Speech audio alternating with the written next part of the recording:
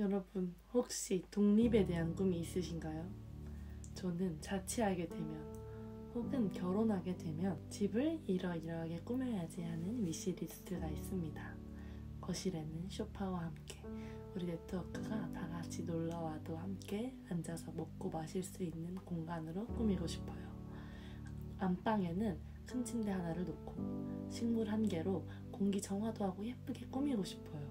또 한 방은 옷방, 한 방은 서재로 꾸며야지 하는 생각을 갖고 있습니다. 저의 취향으로 꾸며놓은, 갈아 넣은 저만의 공간이 생기는 거라서 생각만 해도 좋은 것 같아요.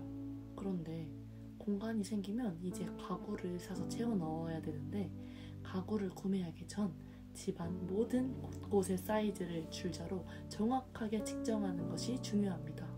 만약 줄자의 치수가 잘못되어 있어서 잘못 잰다면 우리는 가구를 잘못 구매하게 될 것이고, 가구를 배송해 온 다음에도 상상과 다르게 가구가 공간에 들어가지 않거나 너무나 가구가 작아서 공간이 남아버리는 상황이 올 수 있습니다. 돈과 시간이 너무나 아깝고 마음도 아플 것 같아요. 그래서 측량하는 것은 너무나 중요합니다. 오늘 본문에서도 측량에 대한 이야기를 하고 있습니다. 요한계시록 11장 1절 2절 말씀입니다. 또 내게 지팡이 같은 갈대를 주며 말하기를, 일어나서 하나님의 성전과 제단과 그 안에서 경배하는 자들을 측량하되 성전 바깥 마당은 측량하지 말고 그냥 두라. 이것은 이방인에게 주었은즉 그들이 거룩한 성을 42달 동안 질밟으리라. 아멘. 하나님도 옛날에 하나님의 백성들에게 측량을 알려주셨습니다. 지팡이 같은 갈대로 측량하라 합니다. 참고로 갈대는 당시에 측량을 위한 도구로 사용된 3m 정도 되는 자였습니다. 하나님은 왜 하나님의 성전과 경배하는 자들을 측량하라고 하실까요? 이방인에게 준 성전 바깥 마당은 측량하지 말고 그냥 두라고 하시면서요. 성전 측량은 구약에서 많이 나오는데요. 측량에 숨겨진 두 가지 뜻은 소유와 보호입니다. 옛날부터 사람들은 측량을 통해서 자신의 소유를 나타냈고 타인이 침범할 수 없게 했습니다. 그래서 하나님의 성전과 그 안에서 경배하는 자들을 측량한다는 것은 이들이 하나님의 소유임을 나타냅니다. 두 번째로, 하나님이 교회와 성도를 절대적으로 보호하신다라는 의미가 있습니다.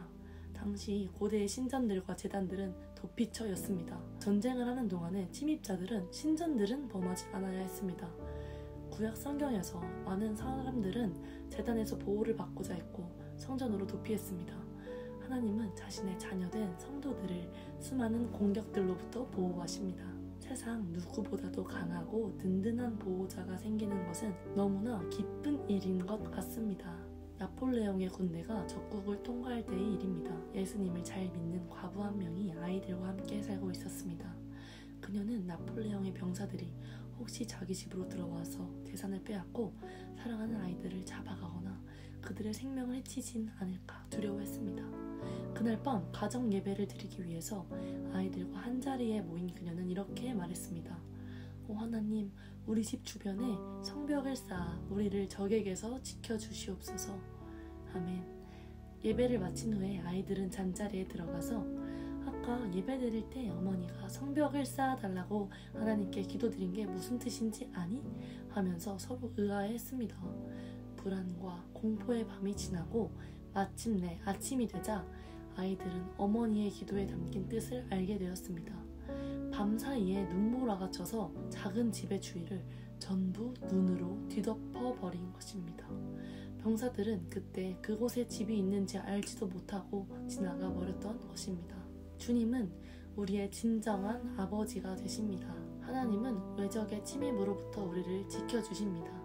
세상 유혹에 처음 믿음과 소망과 사랑을 잃고 불안해하며 방황해하는 우리에게 날마다 너의 이름이 무엇이냐, 너의 진정한 보호자가 누구냐고 물으십니다.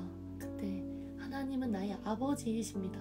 전 하나님의 자녀입니다 라고 대답하면 됩니다. 우리가 하나님을 믿고 그분의 도움을 기대하며 그분의 약속을 의지한다면 주님은 우리의 기도를 들으시고 그분의 커다란 능력으로 우리를 지켜주십니다. 하나님은 우리가 아빠라고 부르며 그 품에 안기기 위해 막 달려갈 때 우리를 품 안에 안아주시고 또 보호하실 것입니다. 그리고 우리는 잃었던 평안과 기쁨을 다시 얻게 될 것입니다.